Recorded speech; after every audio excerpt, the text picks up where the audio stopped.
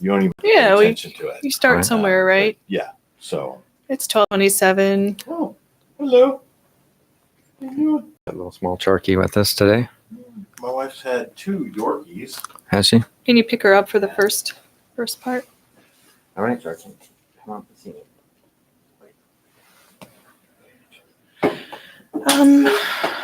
Let's see. We have a cheap palm, an Alaskan palm.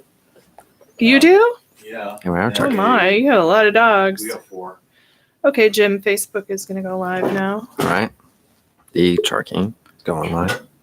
There you go, turkey. Going There live. you go. Turkey! On the turkeyness. The turkey. Is that working? Oh, here. No. Go down to, no. Here, click cancel. All right, let's get a. There? Yeah, click. God, I don't have my freaking glasses on. My glasses. We want to get out of that completely and redo. Okay. Click end. Yeah, ending. Click done. Okay. Go ahead, click live again. All right. Now click this. Choose this one. There you go. Now you're good. Okay. All right. All right, Jim, Facebook is live. All right. The turkey's live. Hop over here. Nice job, turkey. Tell me when You're you live. push this button. I'd go ahead and go. You are, Say hi turkey to your live. Riverside people. Hello. They're not Oh, yeah. quite up yet. Hi, everybody. Got the turkey here. Starting soon. Turkey. Okay, Jim, in 9. Okay. And then Do you want the turkey up for the first? hello, everybody. This is Riverside Animal Clinic and Holistic Center Radio. I'm Kristen Carlson here with Dr. Jim Carlson, holistic veterinarian and owner of Riverside Animal Clinic and Holistic Center. Dr. Carlson's work can be seen far and wide throughout the internet as a source for Pet Coach, Pet MD, Rover.com, WorkingMother.com, and many, many other articles. So Google him and check those out. Today, we'll be discussing a lot of different topics today, including why your pet needs a rabies vaccination. Yes, I said the vaccination word. Yeah. Why you should worry about cleaning the litter box. The trend toward tiny dogs, like my little baby Chorky here. And we'll talk about seizure disorders and holistic ways to prevent them. Seizures are so frustrating for owners and come with so many different causes. Do major shocking experience when your pet has a seizure. Probably the most shocking of all the symptoms of any disease that your pet's going to have. Yeah, it is. It's hard to witness. It is. It is. Well, we want you to take this info and use it as a conversation spark with your own veterinarian. This isn't necessarily, being construed as medical advice here, but if you want to get in touch with us, you can visit Dr. Carlson's website, riversideanimalclinic.net. So first off today, does your pet really need that rabies vaccination? I hate to say the V word to start to kick things off, but pet vaccinations are a very controversial topic and things can turn negative very quickly out there in social media land and even within owners sometimes in discussing vaccinations, vaccination protocols. There are so many different vaccines you can get, but today we're just going to focus on the rabies. It seems like a lot of times there's just a lot of misinformation. There is, because we think about, well, how does a rabies vaccine happen? Well, the main carriers are going to be bats, skunks, fox, and other wildlife. And we don't think about in the domestic population, rural populations, that we're going to have much exposure. But it's surprising how much is actually out there. In fact, nearly 4,500 cases reported in the U.S. This is mostly wildlife, 91%. And this is from 2017, right? Yeah. So these are really current statistics. Very current numbers. In 1 year, 4,500 cases. That's for sure. And worldwide, 59,000 deaths. Caused by rabies. Wow. And that's, in terms of human exposure, that's going to be mainly through animals, because we can't get rabies and then transfer it, because it is. Oh, really? Because rabies in humans, it causes death. So when we contract it, we're not necessarily going to be a carrier and bite people like an wild animal would, right? I don't know. Well, you never know. Yeah. So 276 cats and 62 dogs in 2017 came down with rabies. So it's a very serious disease. It seems that there can't be a lot of rabies out there for the average house dog, though. So Fluffy goes outside to use the bathroom, runs right back into the house. So we hear that a lot. Right. But why does a dog need a rabies vaccine if it's something like that? Well, it's exposure, because if they're outdoors, you don't know what that wildlife is carrying. And in this area, the bats are going to be the main carrier. Of course, skunks and fox are going to be also out there. But if you think about it, I mean, when we were home in the evening, how many bats are flying around?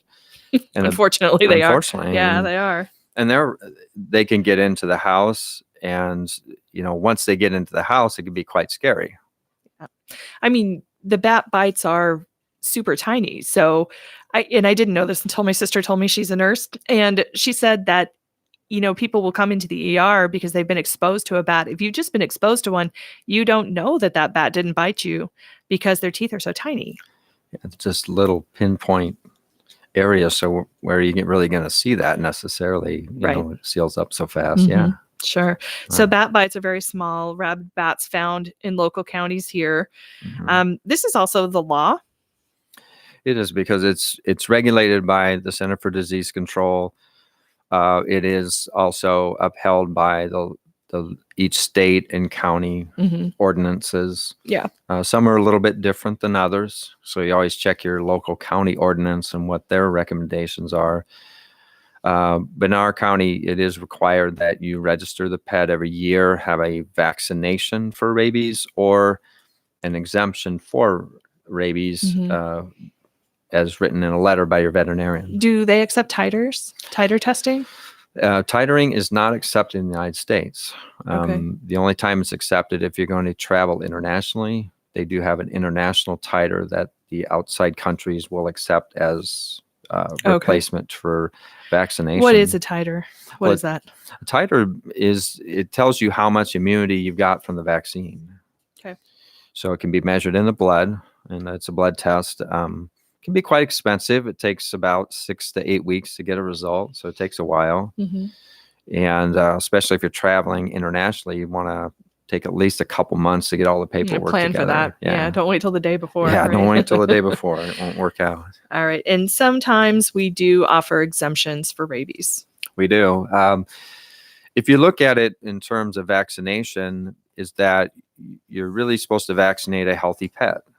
Well, some of the elderly pets or pets that had seizures, for example, can be written for exemption, stating that they have a medical condition in which vaccinating them would cause more harm.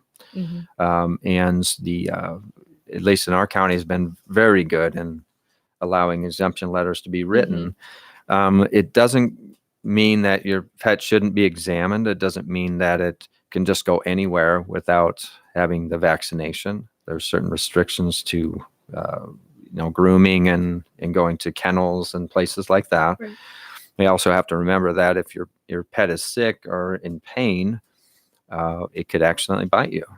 We had one case of that. This was terrible. Yeah. And so, luckily, it'd been to us many times. We'd written the exemption. The county said, is this cat healthy, and do we have any concerns? I said no, and so they honored that. Yeah, good. Yeah. Well, we made it through the vaccination without we did. It's been terrible so far. That's right. Yeah. Yeah, it's controversial, and some people think their animal needs no vaccine, some people want light, that kind of thing. So toxoplasmosis today, cleaning out the litter box, is not only a chore that nobody wants to do, it's turning out to be a potential threat to your health. Turns out an organism in your cat's waste is linked to schizophrenia and increased risk of suicide. You might have heard of toxoplasmosis, which is particularly dangerous for pregnant women. The organism can be transmitted through women to the fetus, and then that can be fatal.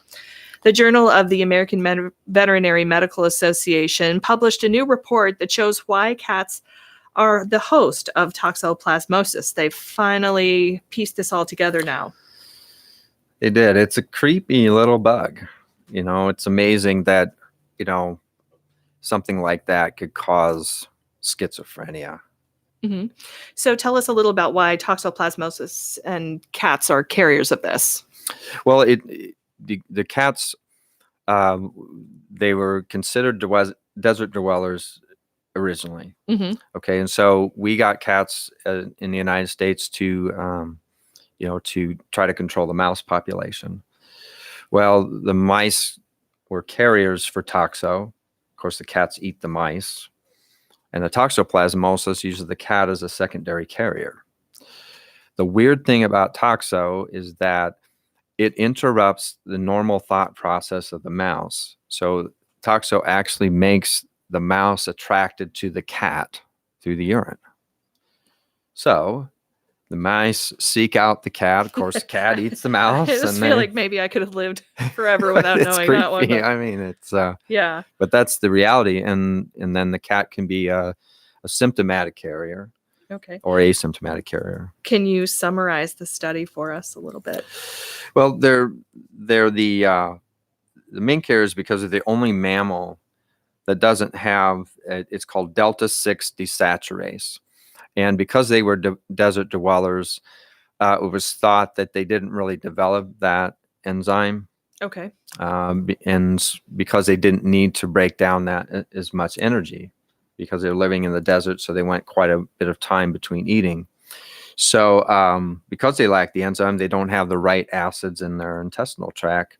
And so you get a lot of linoleic acid, which would normally be broken down into arachidonic acid. But toxoplasmosis loves linoleic acid. Oh. So that's why cats so seem it's to... the perfect environment to carry toxoplasmosis. Yeah, perfect storm for Ooh. that. Yeah. But other animals don't necessarily really carry that. Like dogs are probably not going to end up with that because they have the right acids. Yeah, they have that. So this is right serious enzyme. stuff. If you have a cat at home, should it be tested for toxoplasmosis? Well, there is a test for it. And unfortunately, because cats most of the time can be asymptomatic carriers, they don't have symptoms, is that you can use the test as a screen. It's not like a quick test like a heartworm test, but you can test them to see if they actually have antibodies to the toxoplasmosis. Okay. What about a human? Should a human worry about this? Like should you have your levels checked? Well, because it's that's the main thing that, not only with pets, but us as humans is a public health concern because it can be transmitted to us. It's a great idea to have humans tested. Oh, really? Wow. The JAVMA also reports that toxoplasmosis is the most common fatal foodborne illness in the United States. 750 deaths are attributed to toxoplasmosis, and half of those come from contaminated meat, which is super scary. It is. And I think the biggest concern is that's why they always say don't compost the litter. Oh. Because the organism can get in the soil. Of course, it can get on the plants. Animals can eat the plants. Of course, it gets into the meat supply. It can just kind of progress from there. Really? Oh, that's awful. Humans should also be careful when cleaning out litter boxes and in other ways. So why don't you describe to us a little bit about how to protect ourselves through handling of raw meat, fruits and vegetables, and, just in like litter box safety and soil safety. The wearing gloves, even wearing a little face mask, especially if you're going to be creating spray or dust. Always cook the meat. Always make sure it's fresh. Don't try to eat spoiled meat, obviously. And those are just, it seems like common sense, but, sometimes we forget. Yeah. And especially, of course, with pregnant women, you have to be careful. That seems to be almost common knowledge now. But you'd need a face mask, wouldn't you, and gloves? Absolutely. Every time you were going to go near a litter box, right? Or better yet, have hubby do it. Absolutely.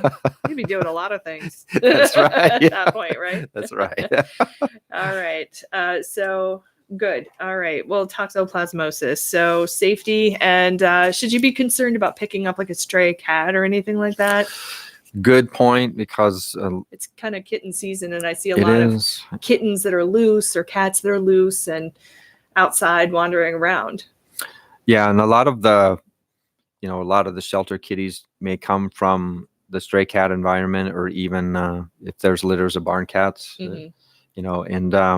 And of course, when you're getting kitties, usually there's kids involved. Yes. So just knowing the source, if you're not sure of the source, take extra protection. Obviously, have them checked by the veterinarian right away when you get them. Okay. Yeah, good idea. Have you heard about the dog that went on a mountain hike with his family, then plopped down and refused to finish the hike? A rescue crew had to be called in for the 190-pound mastiff named Floyd. Floyd and his family were on a trail outside of Salt Lake City when they got lost there. And there were even small children in the group, but it was Floyd that became exhausted and could go no further. He was carried out of the mountains Yes. by a volunteer rescue group. Poor Floyd. He's had enough. He did. He said, "I'm done with the vacation." Yeah. How Yeah. much do you have to exercise a dog, though, to get to a state like that? Well, you can, obviously Floyd didn't probably go hiking all that much before the trip, and it's a lot of exercise ahead of the trip, or during the trip, I should say. So you really do have to build up their tolerance to it, just like we should probably build up our tolerance to go on a big hike out in the mountains. Okay. So kind of the weekend warrior thing, That's right? for sure. And This brings up an interesting point. Can you exercise your dog too much? I think you can.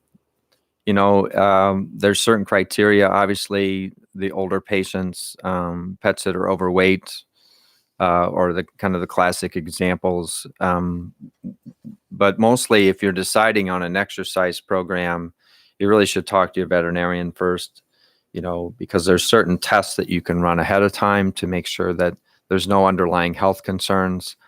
So there's some mistakes people make when There is. just going out and starting this exercise program, or deciding today we're all going to go on a huge walk, or the dog's looking chubby, so we've got to start exercising. Right, they say, that the Bob is fat.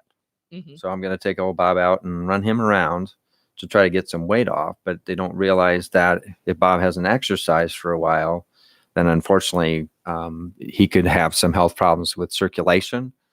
Oh, okay. Could hurt his joints. Could lead to injuries and other things that could lead to some serious health problems. Like ACL tears, you do see that coming in. You do see back problems associated with all of that. That's for sure. And surprisingly, the nails are really important. If their nails aren't properly trimmed, it's like, I'm going to decide to go out and jog in my pair of Sunday shoes. It's not the right thing to do. Okay. No, it doesn't sound like any fun either. No, slapping around. But there's another more serious condition called exercise myopathy. How far do you have to go to get into something like that? Is this something reserved for dogs that are normally really fit, or they say have a really fit owner who wants to run with them? How do you get a dog? What is it, and how do you get a dog to that? I think it's really similar to what Floyd probably experienced. If he'd never been exposed to a long hiking trip, especially up in the mountains where there's really low oxygen, that you get increased lactic acid buildup in the muscles, start to tie up and start to stiffen up. Oh, that makes it hard to move around. It does. Probably really painful. And yes, it can be quite painful. And actually, as the acid gets high enough in your bloodstream, it could cause pretty serious acidosis, affect the heart. Really? Of course, affect the breathing, even affect your kidneys. I think some of the most serious ones have been due to weather, exercise intolerance in really hot weather. Those are pretty serious cases, but that's usually more around summer. Yes, hot, humid weather. And there again, the brachiocephalic pets, is the short-nosed breeds like the bulldogs. It's particularly dangerous when it's hot out. Yeah. Yeah. So younger generations like Gen Z and millennials are more likely to have dogs that are smaller in size than older generations like us, Jim. In fact, the younger the person, the smaller the dog, with millennial and Gen Z dogs weighing in generally under 25 pounds. Owners in that age bracket, up to 39 years of age, are less likely to have dogs weighing in over 40 pounds as well. Those living in rural communities are still more likely to have large dogs between 41 and 90 pounds, but generally the downsizing of the dog. Millennials are just living differently. Maybe not buying a house, wanting to travel more, looking for experiences, not necessarily, the foundation of a home and a car and a classic lifestyle that would be bringing in a family pet. And their pets are definitely a lot more like their kids than and we've seen that over the years. A lot of good planning, a lot of good things coming out of the millennial group when it comes to animal love, that's for sure. Mm-hmm. So smaller dogs do come with different health concerns than larger dogs, right? And this is Chorky again. She just happen to have a dog under 25 right here. Yeah, she is actually kind of the classic case of dogs with health problems. We don't know where Chorky came from, but she came from Kentucky. So she liked fast food, and she was completely shaved and had a weird rash and an egg-sized bladder stone. We got her, I think about 5 years ago, and she's lived with us. She's been a great little dog, but she does have this kind of a long ongoing list actually of health problems that need to be managed. So a lot of millennials will be facing those. She does. Saying hello to Phil and Alex. Thanks for joining us. And yes, diabetes and dental disease. A little Chorky here. She came as a rescue, so she had dental disease. She's lost a few teeth, so her little smile is a little split smile. She's also had a luxating patella, so one of her back legs, her left rear leg is permanently out of place, probably genetically. Of course, she had a stone the size of a goose egg in her little bladder. Yeah. And so that was crazy. That was the biggest. There was no room left for anything else in her little bladder when we got her. They seem to have more health concerns because of their smaller size than the big dogs. Mm-hmm. Yeah. All righty. We've trained our big dogs and we've trained small dogs, and there are different issues with both. It's kind of not quite the same. Is that correct? That's correct. And they're a little harder to train because the world's bigger to them. And so we think the house to a small dog is massively bigger than the house to a big dog. So like Chorky, we think, we should give her the whole house, but she only requires a couple of rooms. And that means an average size house to her. Okay. Yeah. All right. Very good. Pet food costs have risen. If you didn't know this, I'm sure most of you do because you've gone out to buy dog food and it's crazy out there. Pet food costs have risen 46% between 2011 and 2017, according to the publication Pet Industry Outlook, Veterinary Services, and Pet Product Retailing. Could this be a part of why people don't have so many larger dogs, in addition to all the lifestyle changes, wanting to travel, that kind of thing? Give me the puppy. I think so, because obviously little Chorky here, if we're eating dog foods now that are mostly meat-based and less grain-based, they're more expensive. And little Chorky here is going to take about, obviously, a third or a fourth less of the dog food that a big dog would take. Mm-hmm. So they're more compact, easily travel. It can do a lot of things that are more economical for not only travelers, but just for pet owners in general. All right. Sounds very good. Well, they're sure have the same amount of love to give. That's for sure. Yeah. A lot of fun. A lot of fun to take a little dog around and carry it in your purse. Although she's gotten a little chubby. She was really little when we got her, and she's gotten kind of chubby since. Yeah, she needs a big purse now. Yeah, you're a good girl. So I was on Facebook the other day reading a question from an owner just saying that her dog had seizures, and she was just concerned about it and didn't know what else could be the cause of this. What are some of the different options? Are there any holistic methods of helping her dog cure the seizure problem? It's very frustrating for owners and veterinarians alike. And I think everybody knows what a seizure looks like when you actually see it.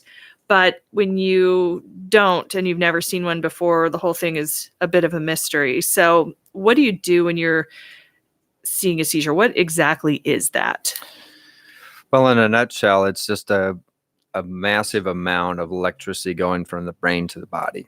It would be similar to, kids, running their sock feet over a carpet and then shocking each other. Okay. It builds up as a threshold. We don't see that occurring. And then all of a sudden the shock is the seizure. Okay.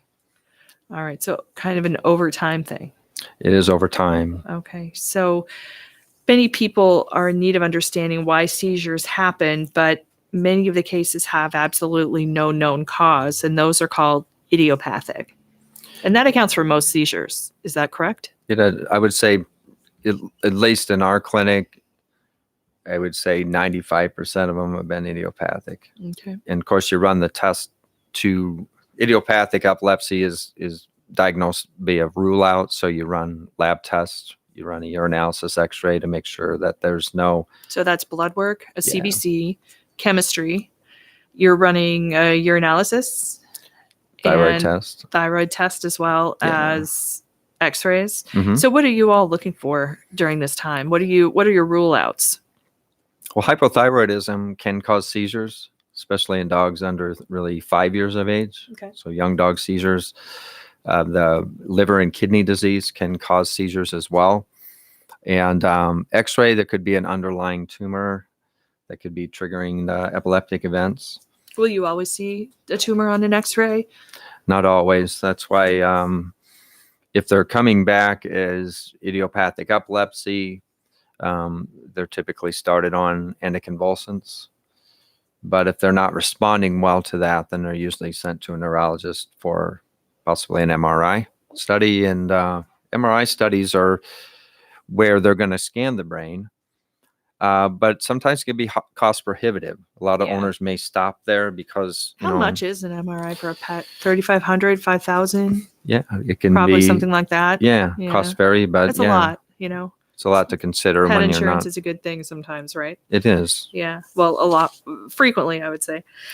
You hear a lot of anecdotal evidence, a lot of comments online, which, used to be talking over the fence, but now it's all online. And those, I think, should be cautionary and really considered about your animal by itself. Things like the pet started seizures after using a flea and tick medication. The pet started seizuring after we changed his diet. So we changed it back, and everything's been fine ever since then. And everyone's pet is different, though. Yeah, and that's where it gets back to that threshold, because it often, if we put on a flea and tick medication, they had the seizure. Mm-hmm. It wasn't the medication as much as it was the tipping point when the kid reaches over and shocks his brother. Okay. That's what the medication being on board is set off. It was the threshold or tipping point to set off the event. Okay. Yeah. There are some obviously conventional ways of handling seizure disorders. So phenobarbital, Keppra are pretty common seizure medications, but there are things that can be done holistically. There is. I have a product here that I use a lot called Deton Tang. And it treats the pattern of the seizure itself, which is the underlying factor, to lower the seizure threshold. Okay. And so a lot of owners start with this if their pet has maybe just started having a few minor seizures, and it can be used in conjunction with the more common anticonvulsants like phenobarbital, Keppra, and it's been very successful. It's a prescription herb, so it needs to be prescribed by a licensed veterinarian. Who's been through, you have to go be trained in this, though. This is traditional Chinese veterinary medicine. Correct. These particular herbs are created by a man in Florida, a veterinarian who came from China. Mm-hmm. And he really knows what he's doing. He's got so many good combinations of herbs, and you were trained there. So, it's not everybody can just call up and order that. You have to go through the training program to understand how it's used. Correct, because it's by prescription, so you have to know how it works and how long to use it and how much to use. That's correct. Yeah. So today we're just discussing a lot of different topics, including, we've talked about rabies, we've talked about exercise myopathy, seizures, Yes, we have. that kind of thing. But this all is, not really intended as medical advice specifically for your pet. We would want you to go talk to your veterinarian, get in touch with people about your own animal's specific issues. And if we can help you in any way, you can reach out to Dr. Jim Carlson or me at riversideanimalclinic.net. We also have live chat, which is working out pretty good. People really like the live Yes, chat. they do. All right. And then finally today, we're going to talk a little about supervised treats. There are many different treat offerings on the market, as there are dogs on the planet, basically. That's for It sure. seems, but sturdy, chewy treats can come with very dire consequences. So we brought some of those today. Yeah. These are rawhide chew. Reports of choking, swallowing treats whole are really serious issues. If you give your pet a treat and then notice things aren't quite right, what would constitute a medical emergency or a look by a doctor? Well, the choking, the color of the pet, if they're gasping for air, some get it to the back of their throat and they're having a little bit of reverse sneeze, which is also can be concerning. But obviously, if you're concerned, we're concerned. So it's always prompts you to make a call to your veterinarian or your emergency center to find out for sure. Yeah, and swallowing something like that whole could not be a good situation. It's not, but Will the dog's stomach break that down, or is this a foreign body surgery potentially? it could be potentially foreign body because, these are compressed rawhide. So as you notice in the texture, they're just small little pieces that have been mashed together. Okay. So that's better than one whole long piece of rawhide. Right. Or some kind of really hard bone. Right. Because that hard object can sit in there a lot longer. Unfortunately, that's why they're sized accordingly, is that if you gave a large dog, one of these really small ones, and they just swallowed it, then whole instead of chewing it up. The idea is that they chew it, so then they're breaking off little pieces of it. But if they even swallowed a compressed rawhide chew, that could cause some blockage problems. All right. So vomiting, lethargy, stomach pain, anything not going to the bathroom are all reasons you might want to take those treats and see a vet. And always supervise them. Don't just give the dog a treat and leave for work unless it's like a Kong toy or something that they're not going to swallow. Right. Because things happen. So you want to be good with that. So thanks for joining us today, Riverside Animal Clinic McHenry. Happy to see you, and get in touch with us again at riversideanimalclinic.net. Bye-bye. Bye.